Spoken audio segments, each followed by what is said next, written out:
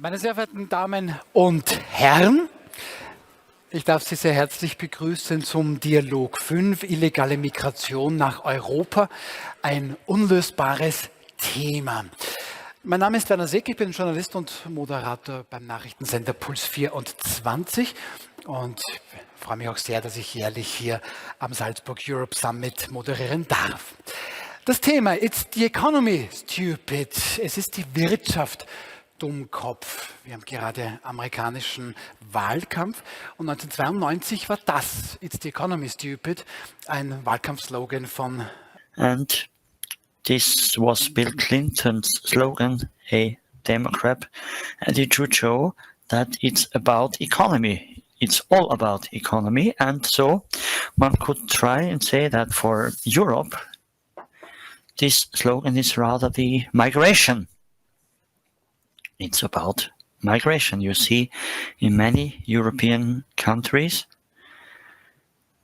you see that the rightist parties have enormous success, and migration is certainly one of the key issues which is decisive as to the future of the European Union. Yet,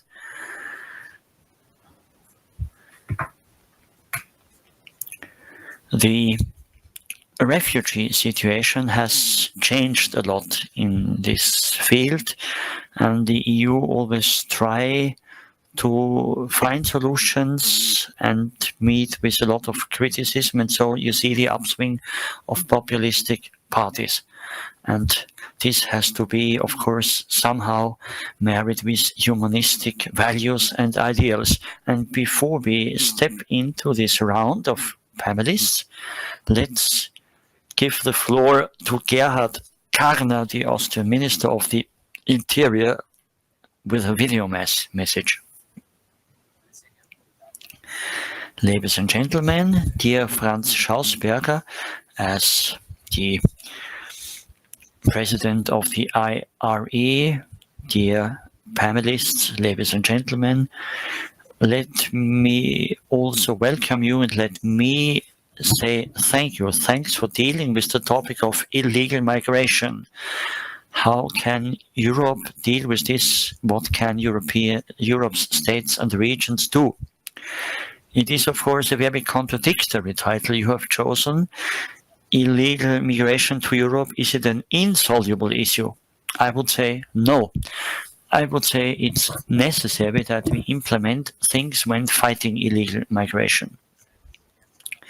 For more than 2.5 years, I've been the Minister of the Interior in Austria, and the topic of illegal migration certainly have given me most headaches and still does. But we also see that if, in a very stringent manner, you try and find international partners and work together with your neighbors, that on the national level you can always implement measures, border controls, speeding up procedures, and a lot is possible. Austria, in many topics, particularly when it comes to the Integration and Migration Pact, the protection of the outer borders and the procedures, has always been leading with some other states. That's also the reason probably why Magnus Brunner now will be the commissioner for this area. Because Austria in the last 2, maybe 3 years has been leading and has entered ideas under this discussion which are now discussed by many. For instance, procedures with third states, joint discussions with Denmark, but also returns to Afghanistan and Syria. This is so important because a credible asylum politics also means that there has to be a solid policy of refoulement and returns. Only then is a system credible and accepted by the people in our regions and states. The discussion is very difficult, but it has to be had in a pragmatic manner, but with every stringency and coherence. So thanks again for your participating in this panel and in this discussion. Expertise from most diverse areas will be contributed, and I'm so happy to see that so many are intensively dealing with these questions of intensive migration. How in the future can there be a credible, just, fair and stringent asylum ticks, so that those requesting our help will also find help.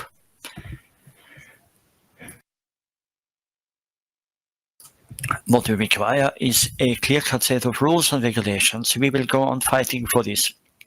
My thanks go to all of you. I wish you a successful and good discussion in the spirit of a future credible, fair and just asylum and migration policy for everywhere in Europe. Thank you.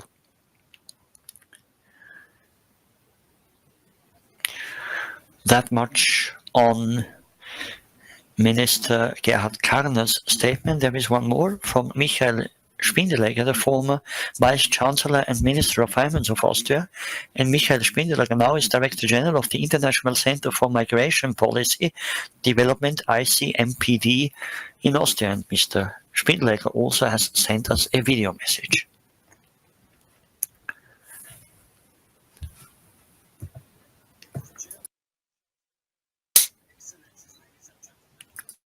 Pleasure to join you today via video. I would have loved to be with you in person, but we are currently holding our annual Vienna Migration Conference. As the host of this conference, I am unfortunately unable to attend the Salzburg Summit this year. But I would like to share some ideas with you, especially about irregular migration. Today, we are experiencing the most challenging times since the end of World War II, in terms of the geopolitical situation, but also in terms of migration.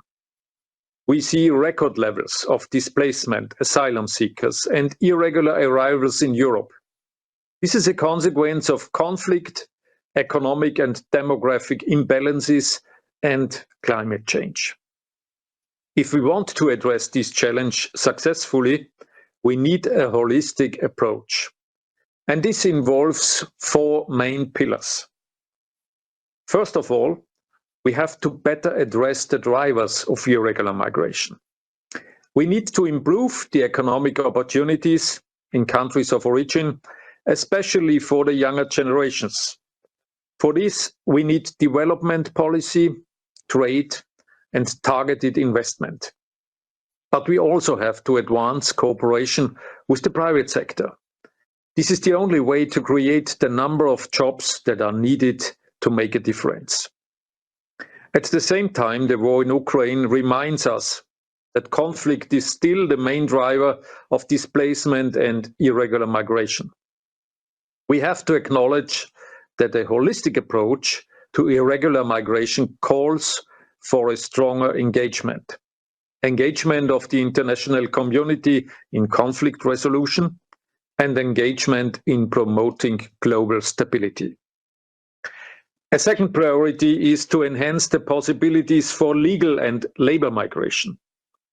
We need to offer functioning legal opportunities to prospective migrants. And we need to prevent them from using irregular channels. Here, we should invest in skills partnerships that allow migrants to use the existing legal pathways. Closely linked to that is the third priority, and this is migration control.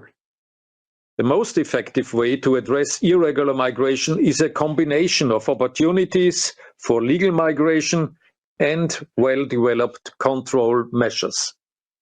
An important part of this approach is a smart return policy, a return policy that links reintegration with job creation and investment in countries of origin. And here is my final priority. We need to increase efforts to tackle the networks of migrant smugglers and human traffickers. Today, smuggling is a crime that involves high risks for migrants, but only low risks for the organizers. If we want to see a change in the size of irregular migration reaching Europe, this needs to change. Ladies and gentlemen, let's be honest, there is no silver bullet to end irregular migration overnight. We need a holistic approach. We need dialogue with all states involved. And we need cooperation across regions and continents. If we succeed in this, we will reduce irregular migration. We will increase the acceptance of European voters for our migration policies. And we will increase the acceptance, first, of providing protection, second, of promoting labor migration, and third, of investing in the integration of immigrants. Thank you very much and good luck for this conference.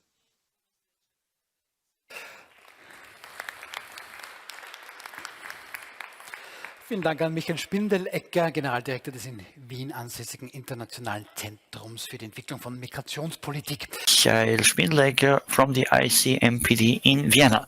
Now, on to our panel, maybe in alphabetical order, Arnoldas Abramovicius, the Deputy Minister of the Interior in Lithuania, in charge of migration policy and regional development.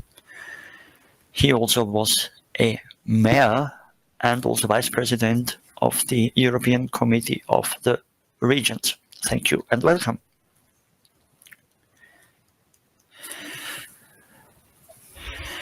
Then Liv von Bötticher, a journalist and author, and when you deal with her work, you get the creeps because she also speaks about very difficult topics like radical Islamism and so on, and very often she has covered the real situation in Afghanistan and Syria. Nice to have you. On to Beate Gminder. Unfortunately, she had to cancel at short notice. Director General of DG Home Affairs and Migration, but she's sitting together with Magnus Brunner, the future commissioner, and so we have the Director General of the DG Home Affairs and Migration, the Vice Director General, that is. And then next, that's Aya Kalnaya. She is the Deputy Executive Director of Frontex, the European organization. And before that, she had coordinated resources needed for Frontex for their deployments and made available by the member states. Welcome to Ms. Kalnaya. Next is Ulf Lessing, head of the Sahel program of the Konrad Adenauer Foundation in Mali. Before that, you were also a foreign correspondent of the Reuters agency in the Middle East and in Southern Africa, and you still are also a journalist. Nice to have you. And last but not least, Gianluca Rocco, the Regional Director for Europe in Brussels, the International Organization for Migration, IOM of the United Nations, also in charge of the IOM mission to Greece. That's one of the countries where particularly many refugees use the sea route. Welcome.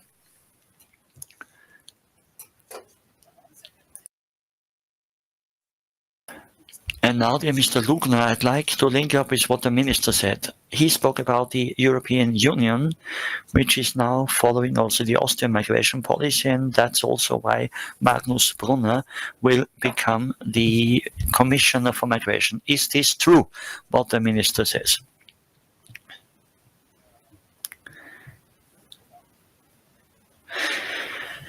Hello, and thanks quickly to the Institute for the Regions of Europe. And since I come from Tyrol and I don't speak standard German, I might speak English from time to time. Mr. Brunner is right. After 8 years of negotiations, we have now a pact for asylum and migration. And the difficulty, however, was how responsibility and solidarity can be shared among the member states. And here we have found a solution. But there's also the risk that the procedures are not always clear enough at the outer borders. So definitely we will see at the borders who actually requires asylum, who requires protection, and who doesn't. And procedures will have to be adapted to this. And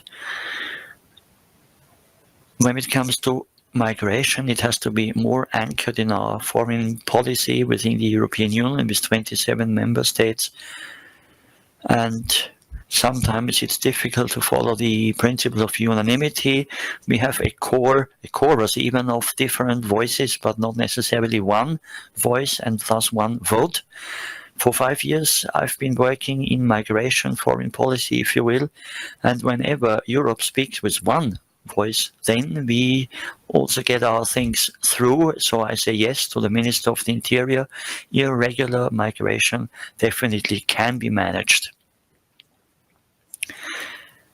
You mentioned the Asylum Pact, and von der Leyen, the President of the Commission now, has presented a 10-point plan where she brings out what you are addressing: a better return management, a better protection of the outer borders.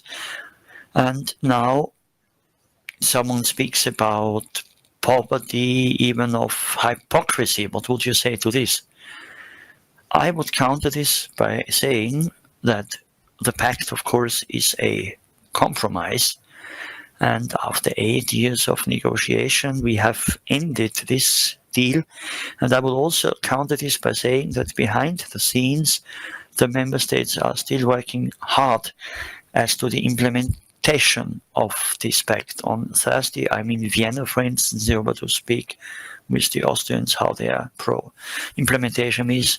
I do the same in Spain, and other colleagues do it in other countries. The pact is a very radical divide and a disruptive element which requires a lot of implementation by the member states with all its difficulties. And of course, the discussion is going on, but let me still say that given all these headlines, if you look at the numbers we are having for this year, the figures as to irregular migration in the Eastern Mediterranean has gone down compared to last year, in the Central Mediterranean as well, and in the Western Mediterranean as well, down when compared to last year. The Balkans route, again, a decline. The number of asylum seekers in Austria have gone down clearly. Where they are frighteningly high, that's the Canary Islands. Flows from West Africa arrive there. But in total, the tendency is the right one. So Frontex concretely says that in the first 9 months of this year, the number of illegal migration has gone down by 42%, 166,000 people as to irregular migration in that period. Ms. Kalnaya, now, they said that at the outer borders, there have to be rapid asylum procedures, and those borders have to be protected better. Is this possible? Is this feasible? Because borders are so different, for instance, in Eastern Europe or also in Italy, close to the sea. So is it possible to protect borders at all? And I'll respond in English. Sorry for that. We have to stop thinking that because the migration has gone down by 43%, latest figures, that we can rest now. That's an illusion. Because the number of displaced people is huge. I don't have accurate figures there, but somewhere I thought that just in one area in Africa, it's over 10 million. And probably my IOM colleague can help us with the figures later on. So we should not act under the illusion that everything is good and we have been doing really great. We have come up with very important changes, and I want to reiterate what Mr. Luchner mentioned. Migration and Asylum Pact, although not brilliant for absolutely everyone, is a fantastic compromise for the EU. Because we have to start speaking about the continuum of border management. Migration is not a border management issue alone. If we will tackle migration at the borders, I'm sorry, it's too late. Because this is our last border, our door to the European Union, where the external challenge becomes an internal fact. So when we are speaking how to improve the border management, we have to speak about the whole continuum. How do we address the countries of origin, displacement places, and then border management, but also how do we deal with that internally? And I really want to bring you to a fantastic report by Mr. Draghi that was tabled at the EU, speaking about prosperity. But prosperity has a direct implications, and the issues that are significant in that report actually also play a huge role in how we are managing security. Migration is part of the security agenda of the EU. And the report speaks about the security of the EU. And migration is part of it. And only when we look at the whole picture, we can improve the border management actions at the border. I wonder if anyone has looked at the forecasting reports by Frontex, but also by think tanks that are available, including in military, about the security of the EU. Now we have a serious question with the wars being waged in Europe, in Middle East, in Africa, Sudan, and so on, so on. I don't even know where to begin or stop. How does that change the border management challenges? Violence at the borders is increasing. In Bulgaria alone, last year, Bulgarian border guard lost 6 officers. How is border management changing? And I want to bring you back to 2014. It was also mentioned by the previous speakers through video. Migration and asylum was a sleeping matter. Now it's a kingmaker matter. Why did that happen? It is not for me, a police, a border guard, to respond to that question. My job is to implement what the political masters, what the society wants the border management to do. And for me and my colleagues to do the job well, we really need clarity where the ship is going. And I stop there. Thank you. Ein flammender Appell. Vielen herzlichen Dank. Und Sie haben Gianluca Rocco schon angesprochen. The passionate appeal. You talked about Luca Rocco. You would like to answer? And I didn't take the translator, so my knowledge of German is very limited. If you can do the question. Sure. Should you organize you a translator? Yeah, no, Yeah? I can follow. You can follow. Okay, great. Well, then I'll ask you the question in English.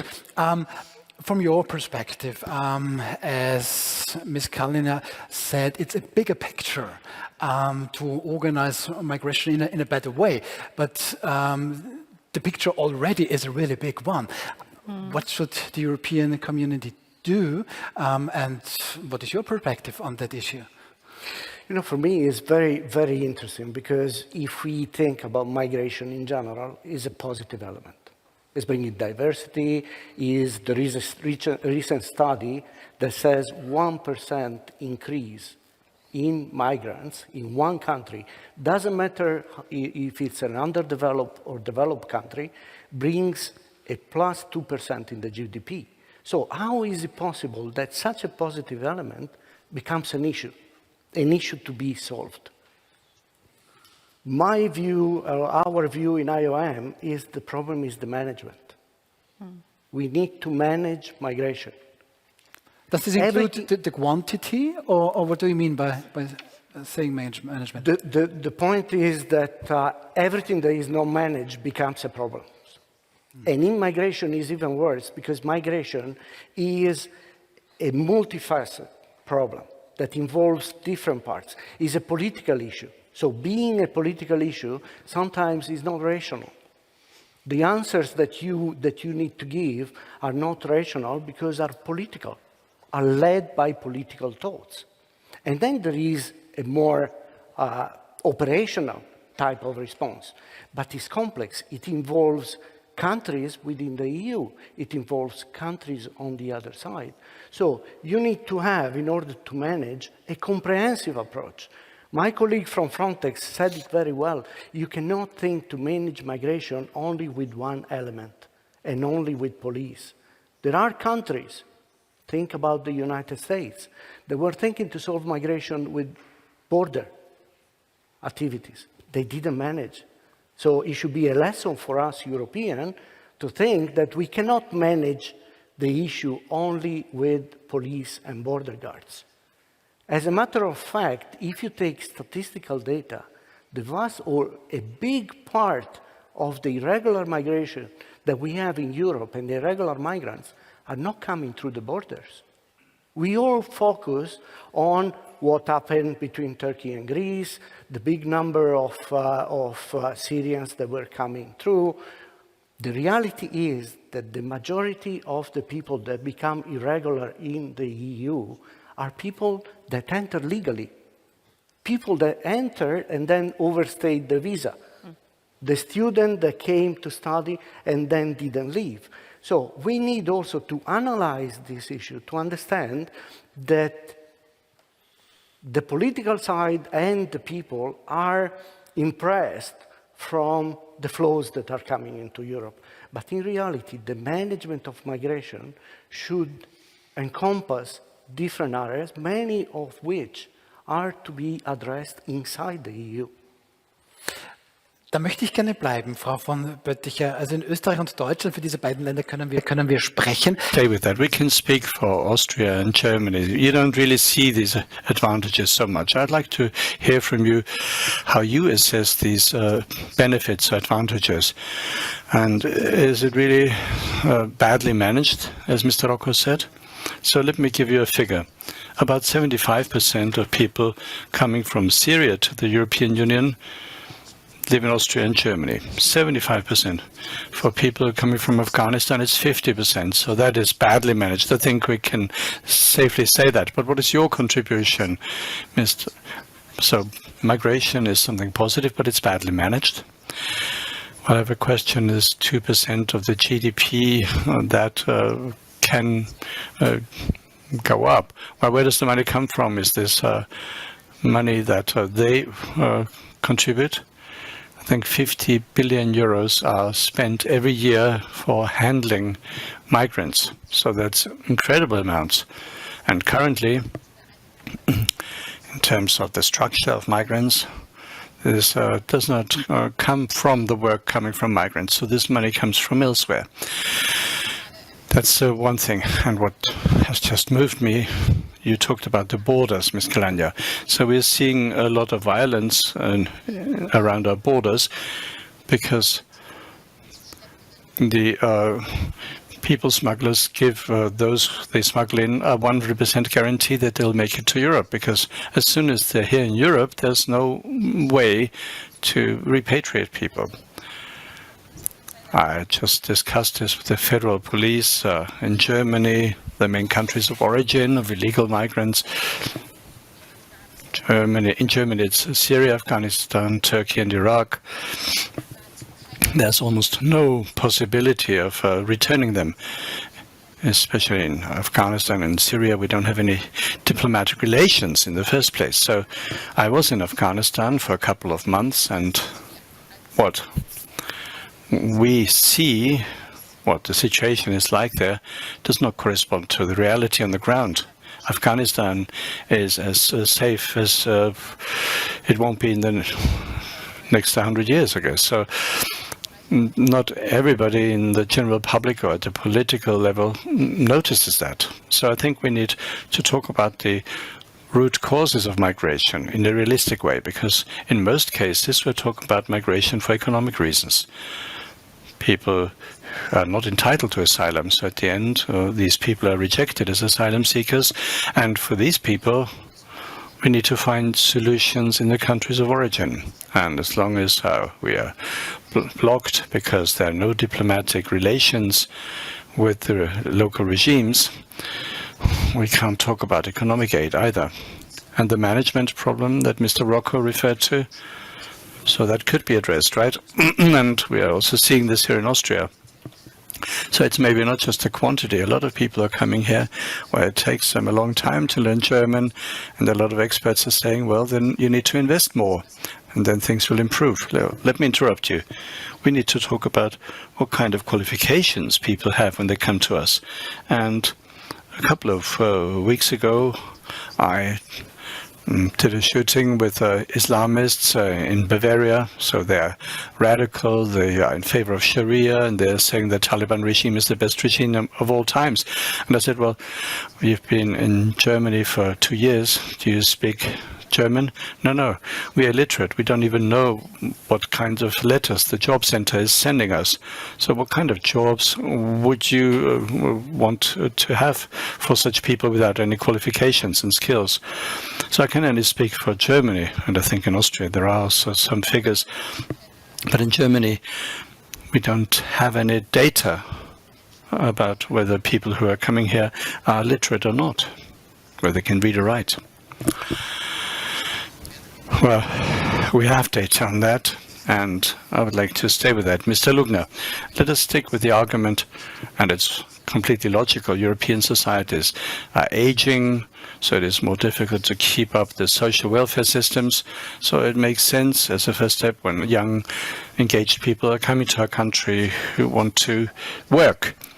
But in Austria, the fact is that there's more and more people in absolute numbers, but the productivity has gone down.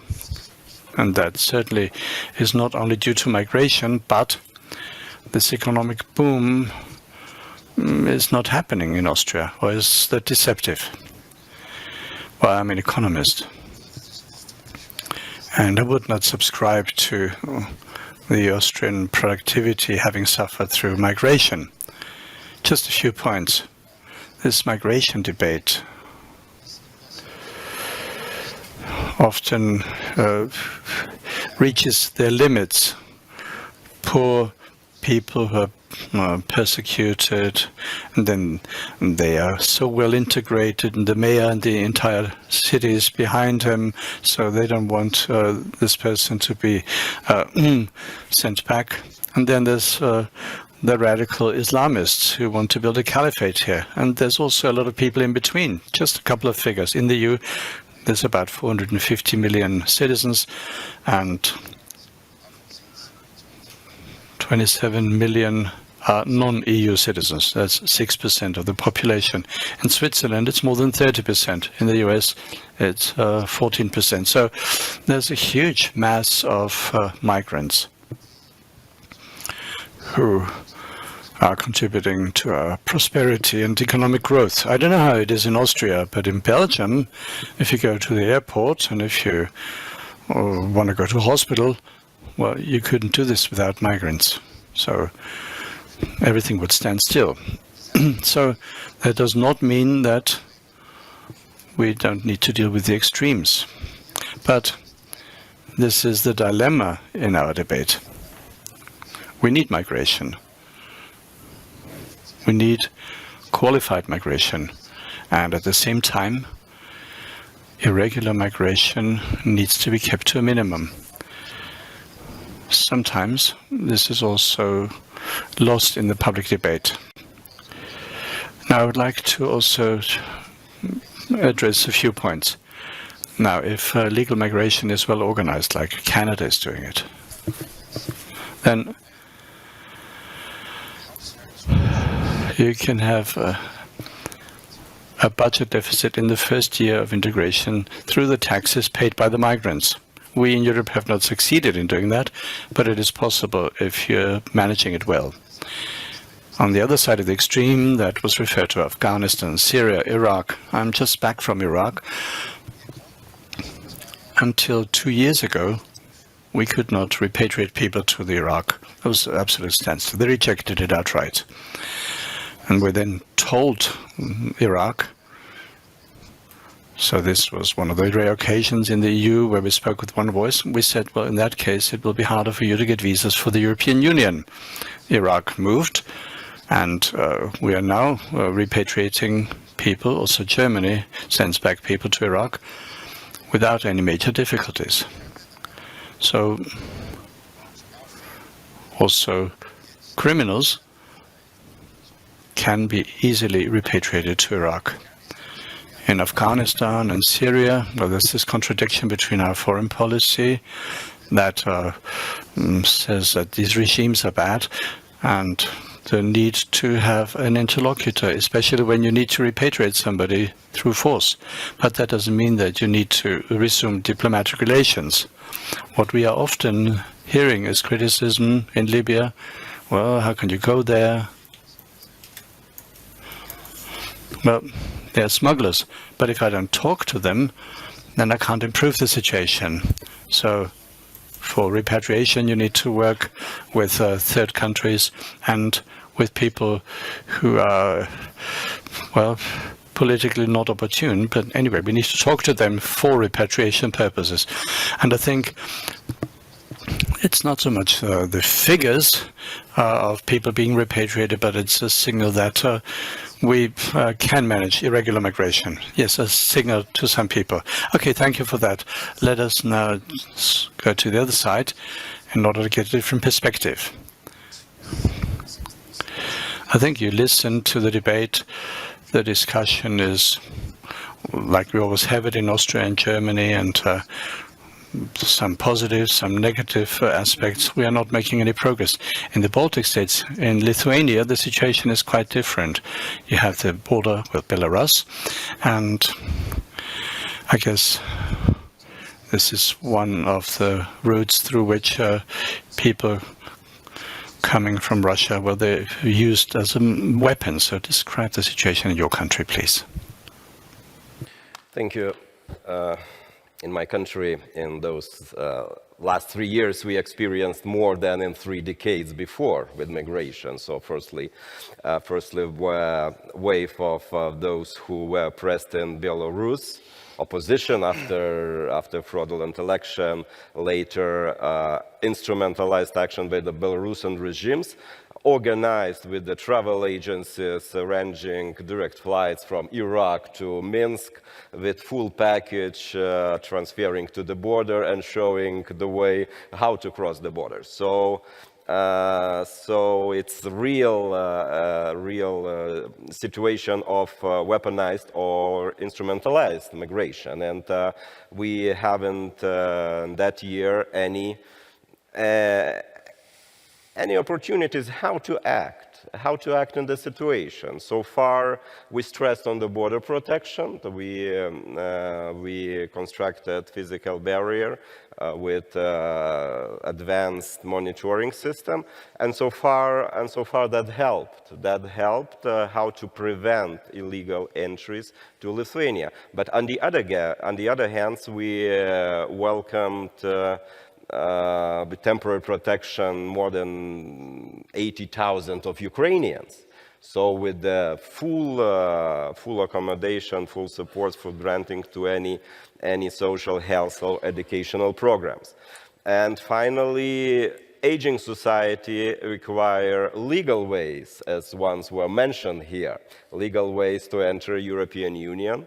To help to boost the economy, as Lithuanian economy is still on the growing of the GDP, it requires jobs. So find the combination. It's an uneasy question, of course, and combination of legal migration and how combat illegal entries.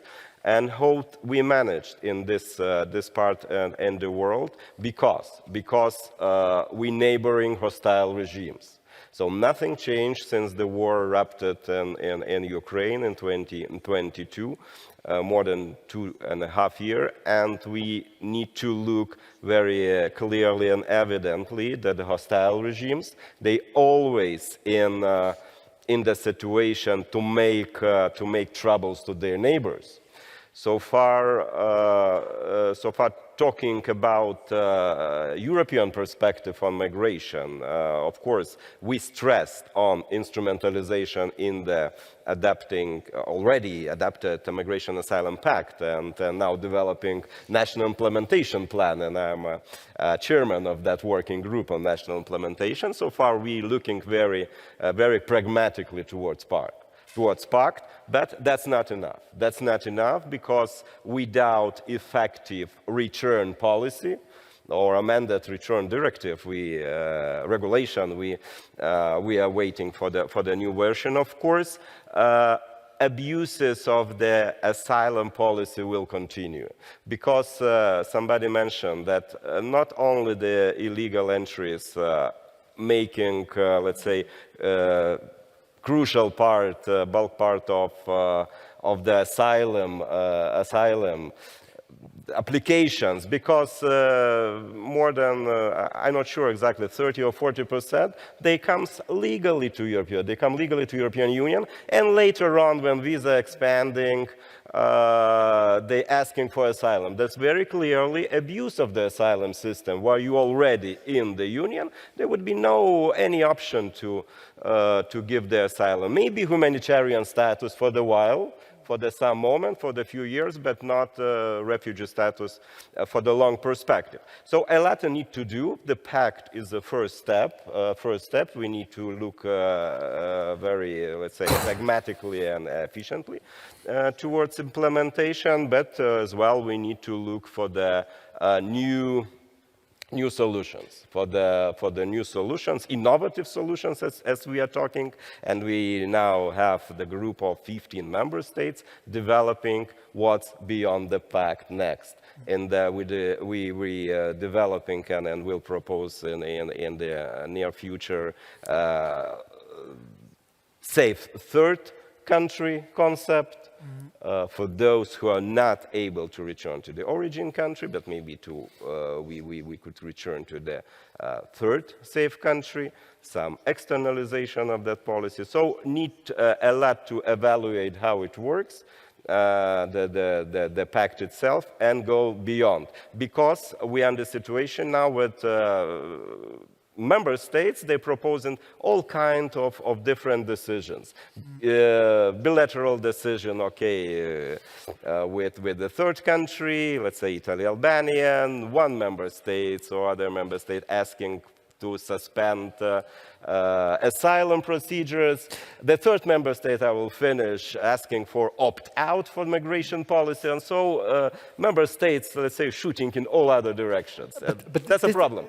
This is a question I would like to ask you, because Lithuania's neighbor country is Poland. It's a similar situation because of Belarus in the neighborhood. And the Polish Prime Minister Donald Tusk, he thinks he should suspend asylum rights. How do you comment that? No, of course they're facing a huge problem, as we also had a problem in Latvia as well since 2021. But suspension is a strong step forward, but somehow it was reflected in the European Council, where the Council stressed that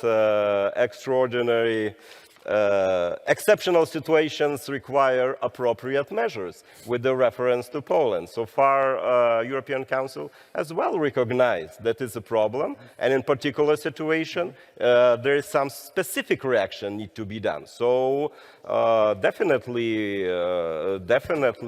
they raised the issue, and they raised the issue that the asylum system under threat of abusing in the way of instrumentalization. So another step need to be done. First, we stressed in the pact on instrumentalization in the terms of migration, derogations from migration policy. But instrumentalization is a threat to the national security. It's a threat to the whole union security. So we need to adjust it that way. And I don't know, Polish, let's say, forthcoming Polish presidency will present some ideas or some legislation. So let's wait. Thank you so much. Kommen wir weiter zu Ulf Lessing. Ich habe schon gesagt, Sie sind To Ulf Lessing, you're from the Konrad Adenauer Foundation, and you're also a journalist, so I believe that you must have listened very carefully. So it all goes in a certain direction, namely limiting migration. And do you share this analysis, or what were you thinking while you were carefully listening to this? Well, I heard about the figures that were listed here. The Balkans, the numbers are going down, but when it comes to the Canarian Islands, it's going up again. So I met with migrants there in the Canarian Islands. Well, the business is booming there, so you also see, and they know exactly how things are working there in terms of people smuggling. So the EU gives 7.5 million euros to Egypt without transparency. You don't know where the money is going, just saying we'll stop migration. And the Libyan militias, are working with Tunisia with an autocratic regime. So the Mediterranean route was closed. 90% of the boats coming from Libya are now caught by the Libyan Coast Guard and then returned. But that's not a strategy, right, going forward, because in Mauritania, business is booming. Mauritania is a huge country, 800 kilometers of coastline, 4 million inhabitants, so you can't do the same as what they're doing in Tunisia and Libya. And I've also seen ships of patrol boats of the Guardia Civil, Coast Guard. They are trying to catch a couple of Mauritanians, but they're not going to be successful. So Syrians, Pakistanis, well, they're all going to Mauritania now because the smugglers' business adapts quickly. So the EU is giving a lot of money to Egypt and Tunisia, and then people are going to Senegal and Mauritania. Then they are entering the EU through there. So it's a business. They adapt quickly. It would be more important if the EU had a proper foreign policy for a change. We mentioned Afghanistan, so it is hard to work with the Taliban. They're boycotted, so it is hard. So the land route goes through Niger. And Niger, until last year, was one of the closest allies of the EU. Especially our French friends had very close ties there. Then there was a military coup. That's regrettable, but these things happen.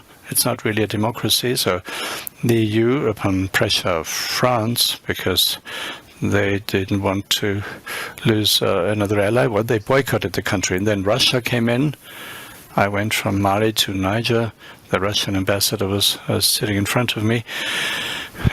And then Russia offered a military partnership to the country. The next day, Niger officially terminated its migration pact with the EU, and the smuggling routes were opened up again.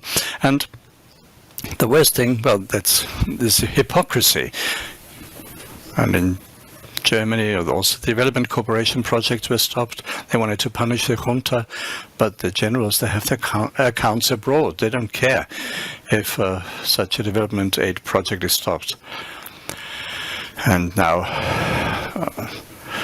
some farmers were trained to get seeds so that they can make more of their soils. Then they didn't get the seeds anymore because there was a coup in the meantime.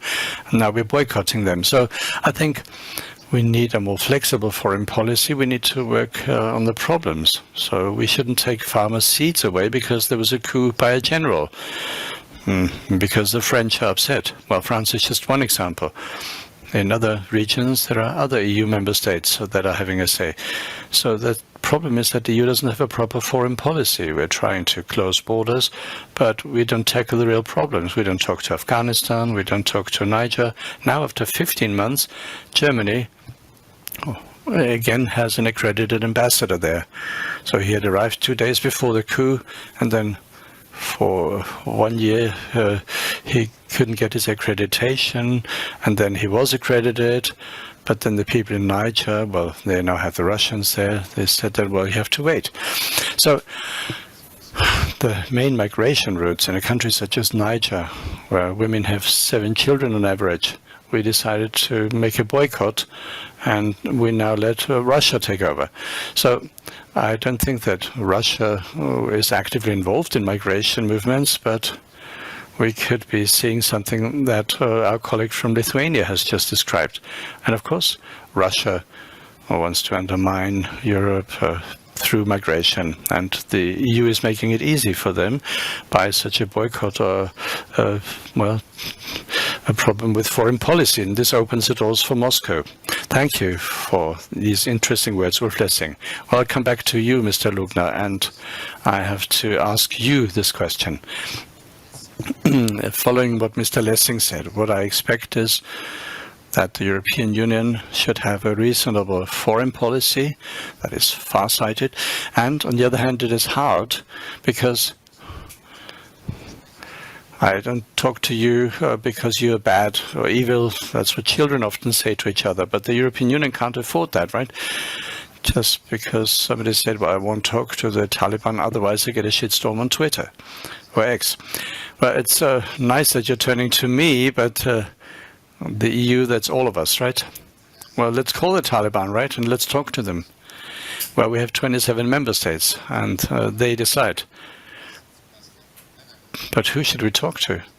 Well, as far as foreign policy is concerned, I said in my introductory statement that it would be helpful, first, to have a clearer line when it comes to third countries, and I also emphasized that it is our policy to look for well, contacts with Tunisia, Egypt, and Mauritania and others. But I would like to contradict you in one respect. We know exactly where the money that we give to Egypt goes.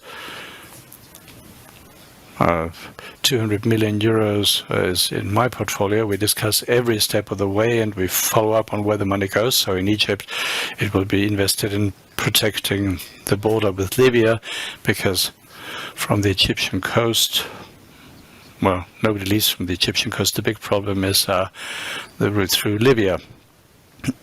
So these treaties published, because I know about many journalists who want to see these treaties with Egypt, Tunisia, and Lebanon. So the EU decided that they should give 30 million to Senegal. There was a press conference where only 2 news agencies had been invited, but not the other journalists who would have liked to ask questions. So there was no possibility of asking questions. So why can't you publish these treaties? This would afford for more transparency, because as a citizen of the EU, if we're going to give so much money to these people where the rule of law isn't exactly predominant, well, it would be nice to publish such treaties, right? Well, these memoranda with Mauritania, Tunisia, and Egypt are publicly accessible. Senegal, well, that's what I came up with, because I was there recently, and Senegal, the police maritime there, the Navy police didn't have any boats, and also the border guards need to be, well, strengthened there.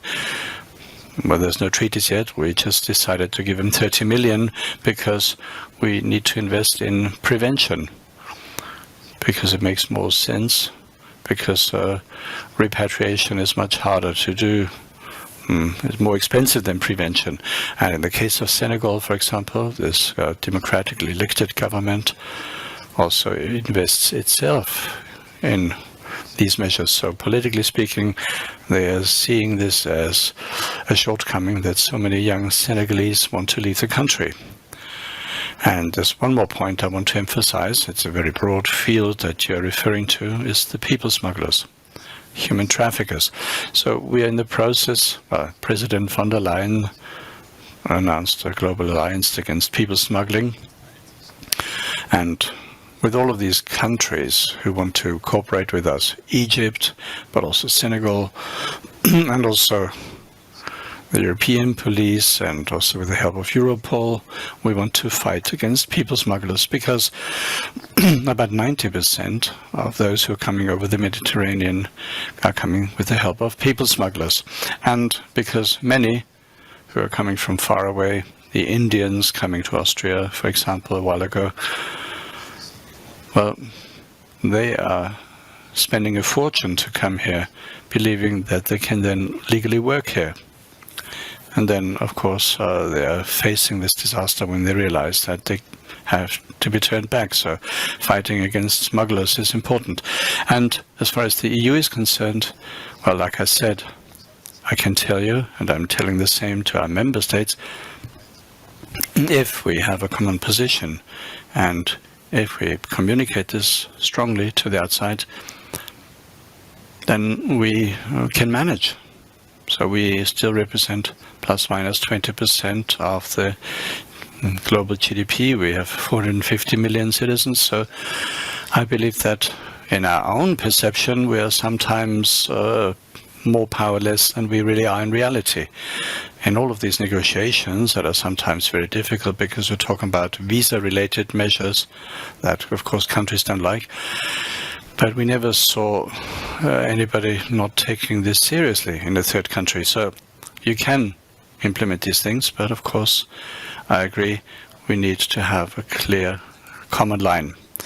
Thank you for these insights. So what I hear from you is, in fact, we are stronger in terms of implementation than we may believe. So that's an important point. You wanted to add to this. Particularly in the field of smuggling, of course, we have to speak about this as well, because in the foreign policy, quite definitely, you see that in the last few months, just by accident, I clicked a video and I went into a world of smugglers. So I see that in Afghanistan, in Syria and Belarus, the algorithm just has given me some insight into the smuggling business. And in the meantime, and I'm exaggerating, for it's kind of a reality TV show where from video to video you can see how people are accompanied during their escape and how they, for instance, climb over a fence into Turkey, and you see how they reach the EU successfully, and this is offered as a service. So it's more or less promotional videos, and hundreds of thousands watch this video and have the wish, of course, also to do the same thing. So the smugglers also speak about the game you do. It's like a game. Yeah, but what then is the price? Just the arrival in a European country? Yes, many are illiterate, so they just show the flags of the target countries.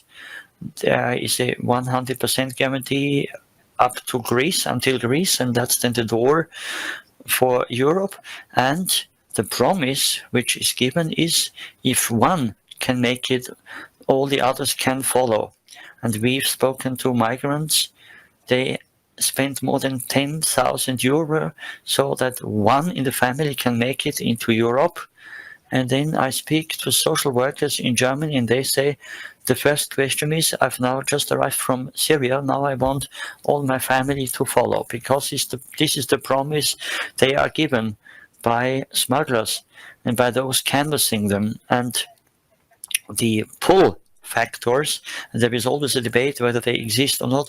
All social workers I've been speaking to, all federal police directly doing border controls and asking why people want to come in, they all say that there are pull factors, and these have to be addressed.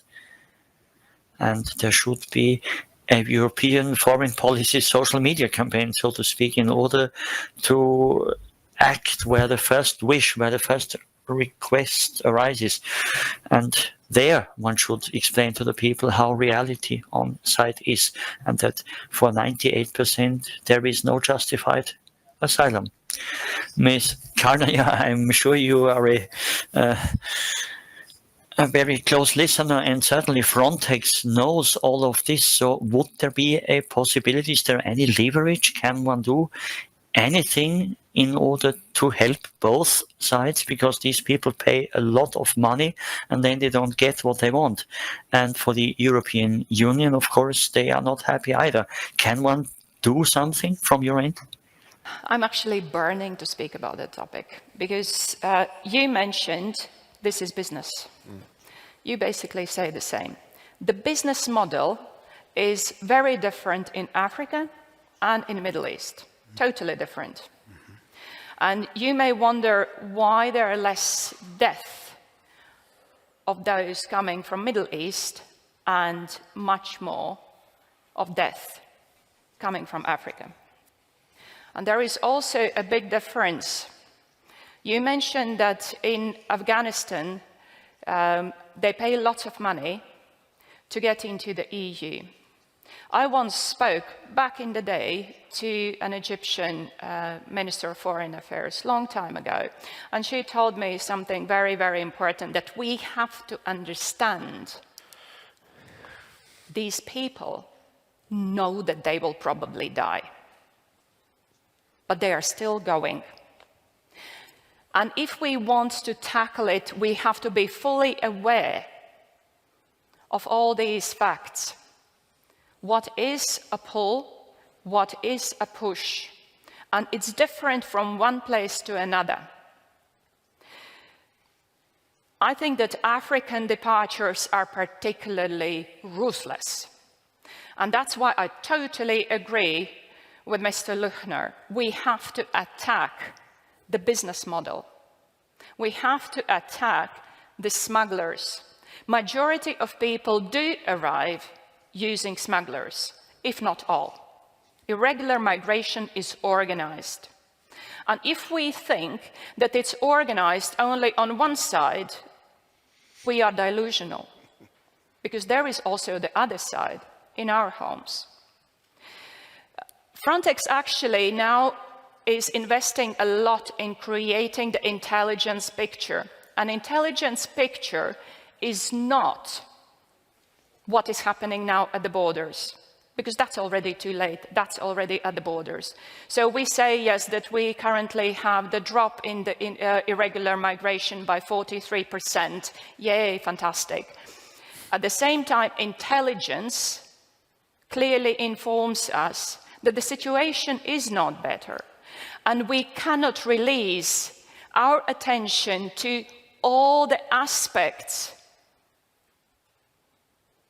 in migration continuum, starting with countries of origin, what you mentioned, very important, out of my paycheck, but where we are moving out, our adversaries are coming in. That is also clear. If we want to address the business model, it is business, and we have to address it as business, take money out of it. And Migration Pact gives a vehicle that really gives hope to quite few. This is opening legal pathways, strengthening legal pathways. Take the money out of the business model. We cannot replace that business model with something else. Again, I spoke some time ago with another African country where a high-level official told me, yes, you come, you pay 100 to a smuggler per day. He gets 3,000 from a migrant. So this is the business model that by financial incentives alone, we cannot neither fix nor replace. So we have to focus on understanding how the business model works and how we can counteract it. And we have to bring together the border intelligence plus the internal security intelligence plus the actions of the police. Fighting criminality, organized criminality, is not a new thing. And actually, police forces all across the world know how to do it. So when we are going out to the third countries, to countries of origin, we have to bear in mind that we have to speak about fighting criminality, organized criminality, attacking the business models. We have to speak about the returns. Returns should be part of our negotiation with the third countries. And all these efforts have to come together, including in the EU. The intelligence that we collect at the border, we should be able seamlessly to pass to the law enforcement, to the investigative authorities. And that has to be made much simpler and easier. So I'm really looking forward when the European Union comes together as one, because this is important. And Mr. Luchner mentioned that. Member states are shaping the policies in the EU that do affect the migration, but not only. There are many more things that influence all of that. But we can tackle it only if we speak in one voice. When we do, we are successful. And you mentioned that there are many EU countries acting and having interests and say in the third countries in Africa or whereon. If we speak in one voice, we have a chance. And I want to drag you back to Mr. Draghi's report. He clearly says that we have to stop thinking about our own international interests, because national interests should be the European ones. Then we have a chance. It is a very brave statement, but I honestly believe this is very much at the key. Because currently in the migration situation, you see the frontline member states getting the brunt of the irregular migration, and then you have the secondary movement countries, which have the brunt of the secondary movement countries. It is one continuum. We should not tackle them separately. It is one response that we need. Thank you.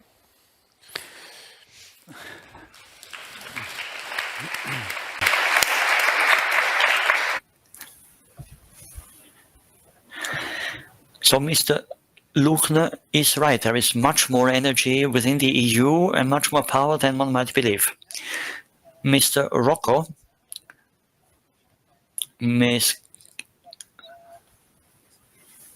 Naya said we shouldn't tackle each other within the European community, in the European Union, but we do so because the European Council of Human Rights refused to bring some guys from Germany back to Greece, where they landed first. This would be tackling each other. Would you agree?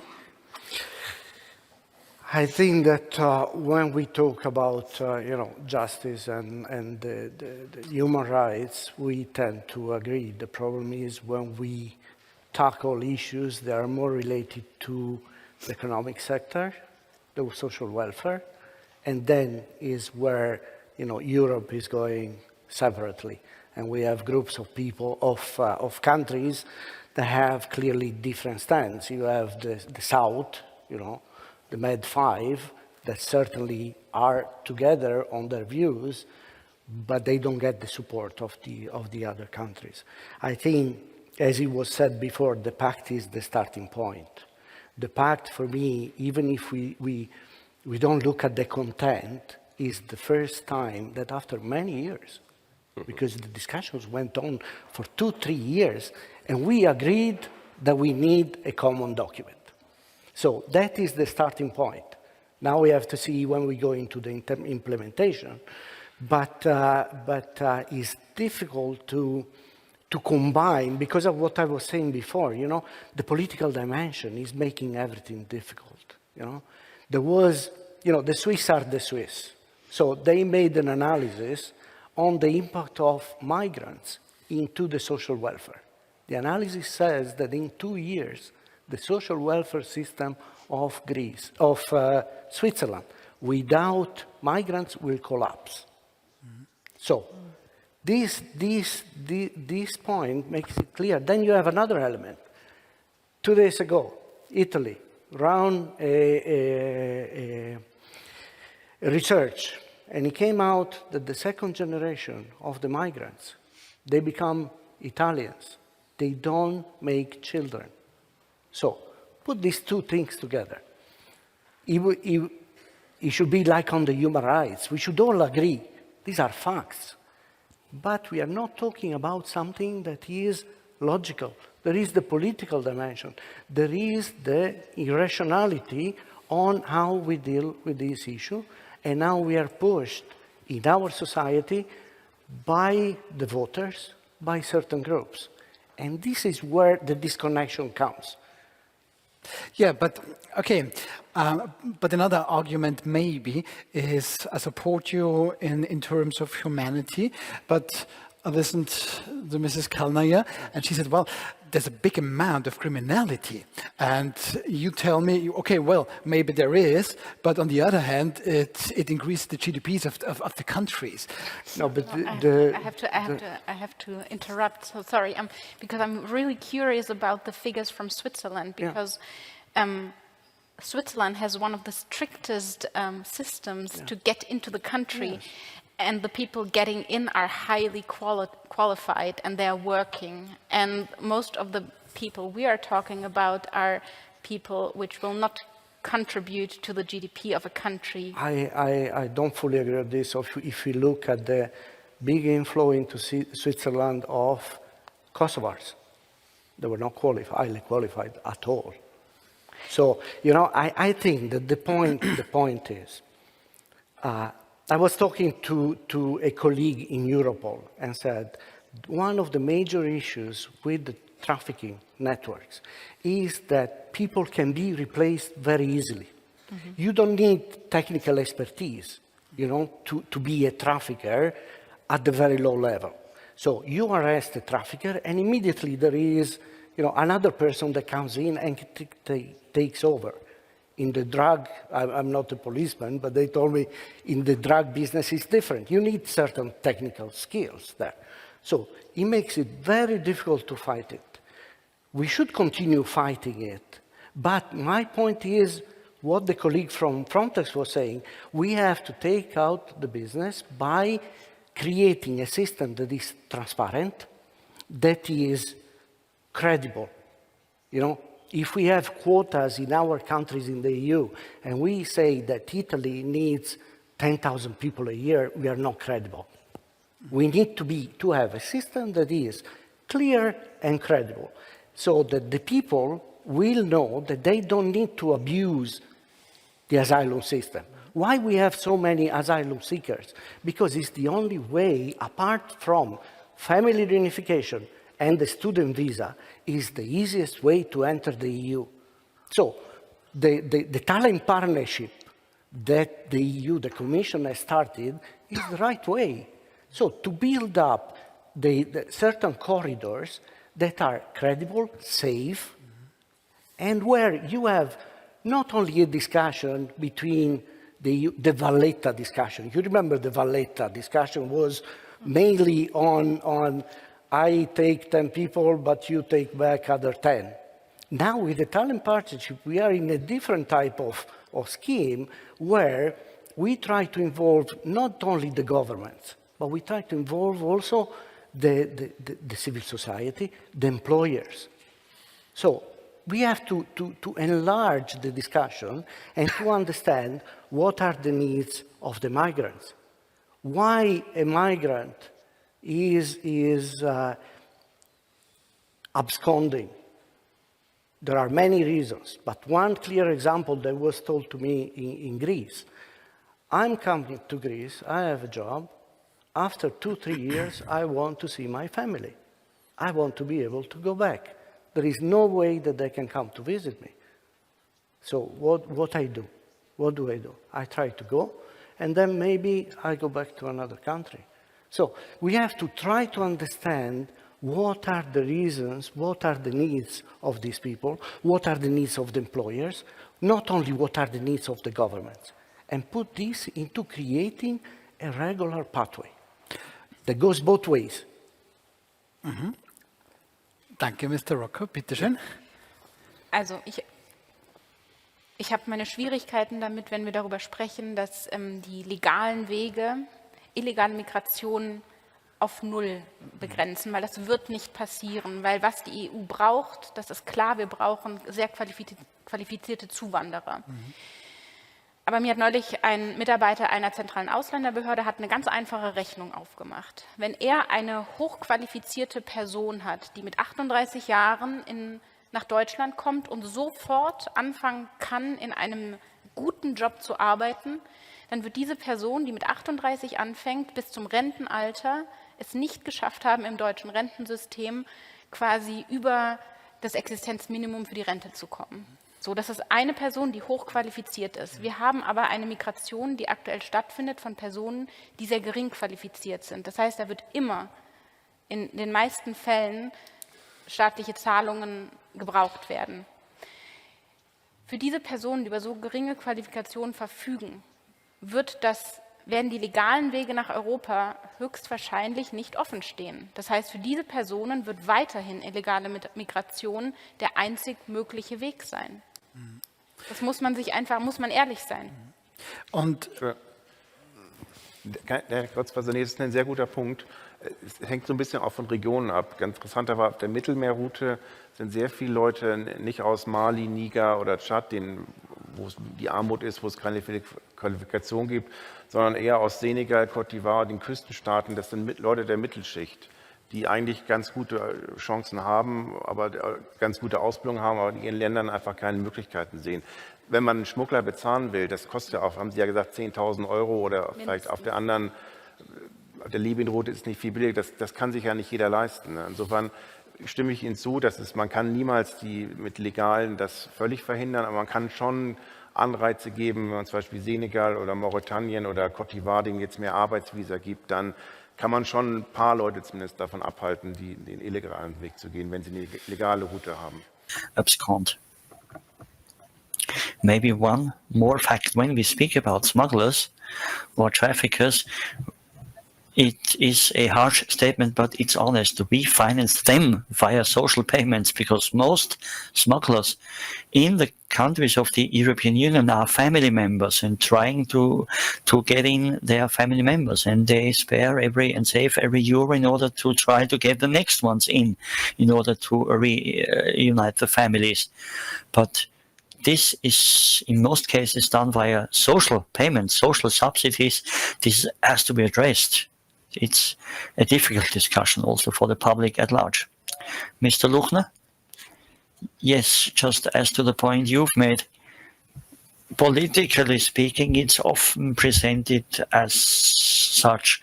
They say we need legal migration in order to combat illegal migration.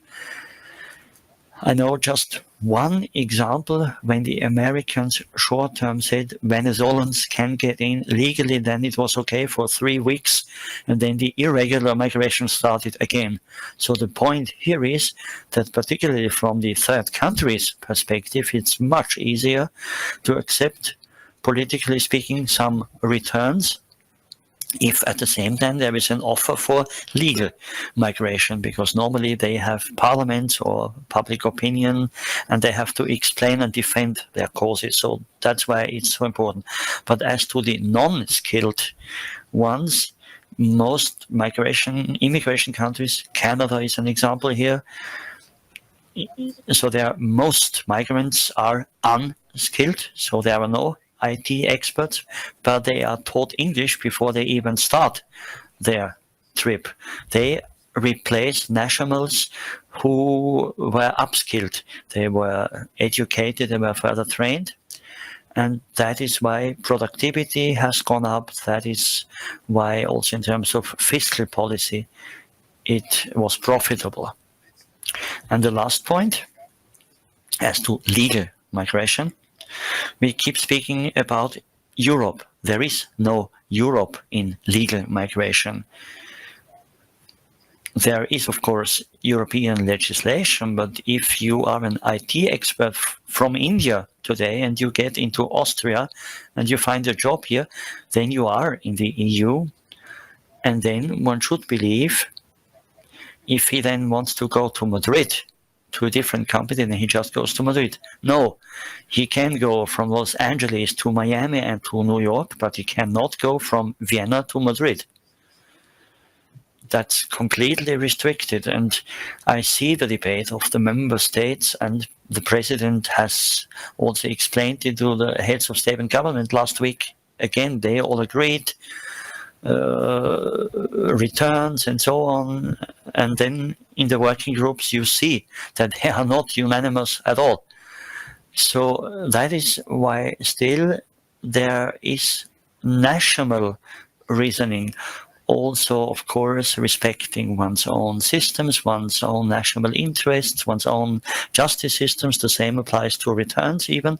And there, of course, we have to make more progress so that it becomes a pan-European thing, because what very often is just not taken into account for the real high-tech professions, we just are not prepared, we are not competitive with our legislation, with our systems. Yeah, there are many difficult aspects there, obviously, but let me maybe come back to the point where we say we would have to do it together. So maybe we can pass this on to Mr. Abramavicius. There is no line, and I hope he can hear me.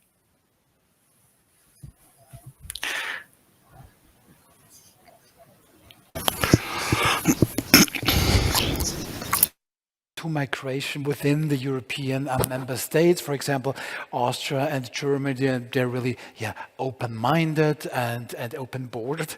But there's a difference. For example, Hungary, Slovakia, Czech Republic, Poland, and the Baltic countries. How would you describe the difference in this approach? And do you think, is there a common sense over all 27 member states possible?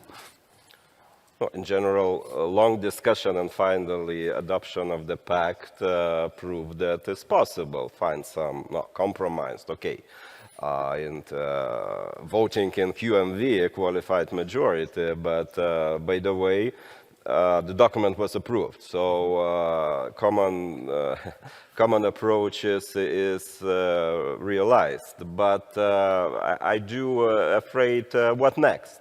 What next, as any of the member states, they're looking from their own tailor-made approaches. And so far, of course, I do agree. Once was said that in all the policies, like returns, for example, with the third countries, EU need to be as a one voice. So what's now is broken, that any member states try to bilateral agreement with some third countries. So being one voice, of course, and to show, to emphasize on the same approach to the, let's say, third countries on the smuggling, on trafficking, on, let's say, for developing money, as they say. We can use approach no money if there are no agreement on returns. There is, for example, no visa facilitation if there are no cooperation on returns. And once we personally in Lithuania experienced with Iraq, because 2/3 of those illegal migrants, they arrived by plane. They're not the poorest people. They were quite rich people. Where they obtained Belarusian visas. They bought air tickets. They paid to the traffickers. Of course, those traffickers, it's a part of the Belarusian regime. So it's maybe easy or easier it's combat with the traffickers where they're just criminals, but where the state is behind the traffickers, it's much more complicated. But turning back to the cooperation with Iraq, finally we found agreement on voluntary basis, and more than 30% agreed to return back to Iraq, and later those cooperations even developing. So so far, but Lithuania wasn't a big player in that time, with the big support of the European Commission in that time, with External Action Service. And finally, Iraq understand that they need to keep in mind that not only the one member state, but the power of the European Union. And it helped at that moment. So far, in this regard, it's quite optimistic that we need to find those new approaches and working beyond the pact now, as I mentioned, found the new concept of externalizations. And keep in mind, of course, different situation. I'm an expert in Mediterranean. Mediterranean, it is mostly, as I understand, is a driver, is the engine of poverty in Sahara countries. And we need to answer the question: is the poverty is a background for asylum? It seems now it is. And submitting asylum application is the way out of poverty, not only to the person, but to the whole family, and family replication as well as a driver. So I'm looking quite optimistic that return on the agenda migration on the European Council, when I mentioned Council conclusions on such external such situation, as well as the von der Leyen statement recently that international asylum law could be suspension if it's a temporary. Perhaps showing the new approach towards society, and I see that member states could find solution with the use as European Union as a real powerful player in the world. Is it that? Is a question. Danke vielmals, thank you. Abschließend noch auf eine Recherche zu kommen von Ihnen, Frau von Bötticher. Sie haben sich da angesehen und wir haben das jetzt spätestens gemerkt. Conclusion, I would like to come back to your research, Ms. Bötticher. The situation between Israel and Hamas and Hezbollah, when the situation escalated, all of a sudden there was also open anti-Semitism in Austria and Germany and elsewhere in Europe, not coming from the right, but coming from migrant communities and also from left-leaning communities. So you looked at the kinds of people who are there. There were Sharia protest marches in Hamburg and Munich. So can you tell us more about this? What kind of people are participating in these protests? What are those people who want more than just our democracy? Well, this doesn't happen suddenly.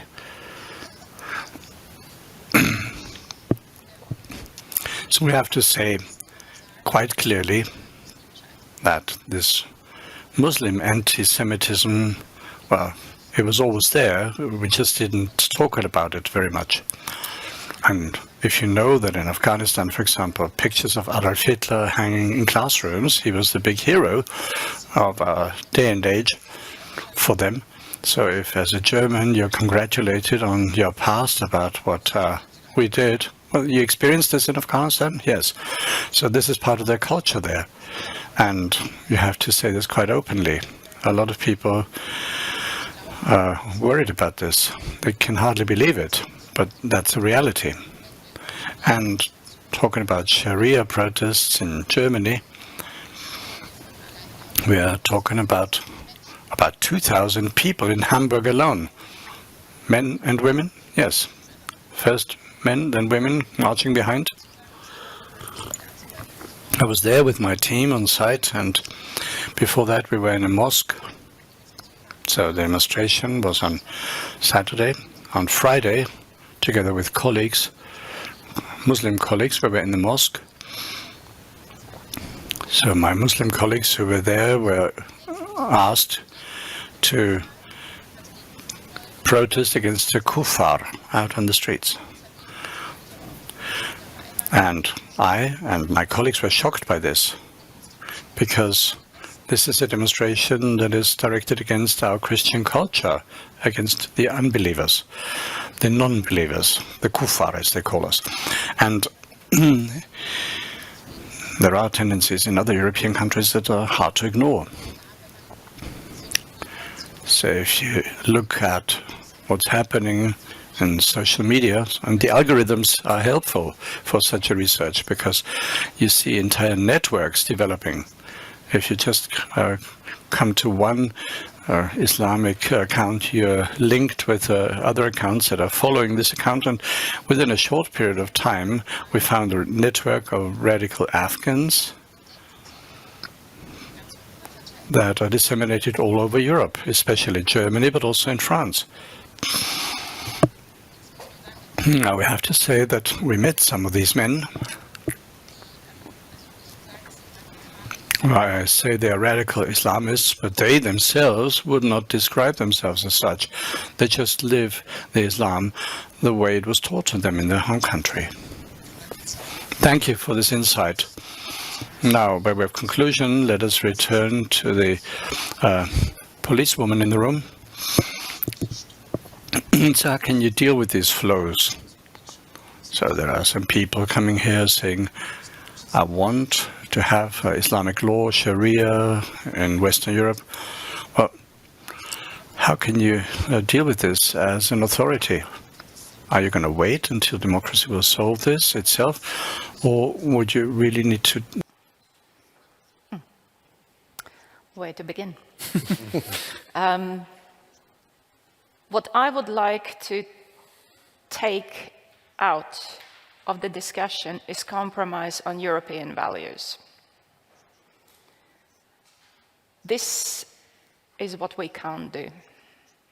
This is what sets European Union apart.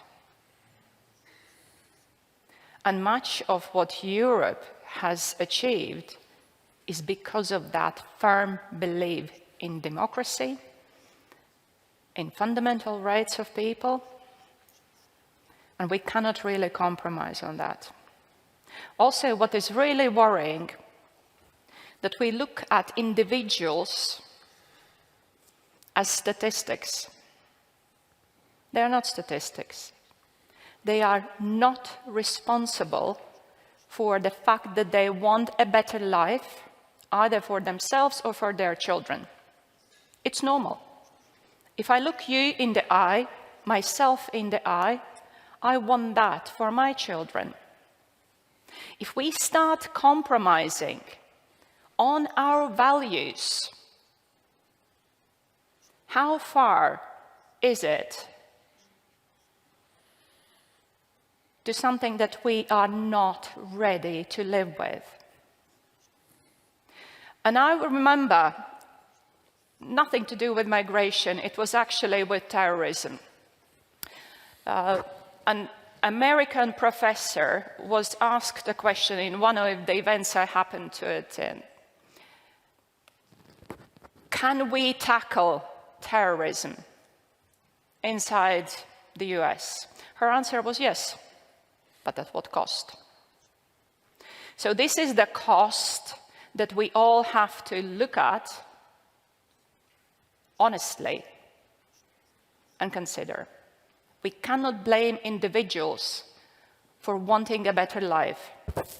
We cannot blame individuals for fleeing the war, fleeing the poverty. But what we can do is create a system that is transparent, that is clear, that is fair, and is implementable. And with that, we cannot mince our language. Here it's okay, and here it's not okay.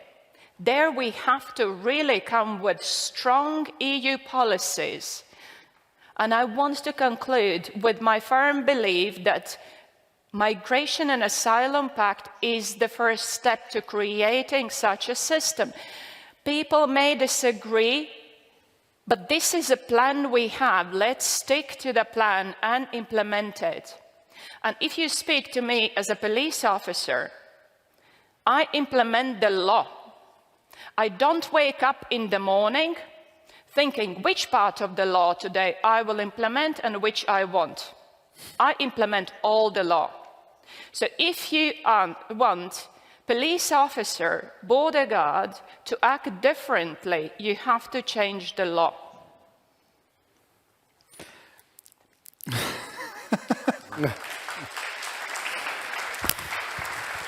Ich bedanke mich sehr, sehr herzlich auch für diese Thank you for these wonderful words in terms of our European values. I would like to thank the entire round. I'd like to thank Ulf Lessing from the Konrad Adenauer Foundation, and also Arnoldas Abramvicius from Lithuania, also Aya Kalnaja from Frontex. Big thank you also to Mr. Luckner from the EU Commission, DG Migration, and also Ms. van Perticher and Gianluca Rocco. A big round of applause for the entire panel, please.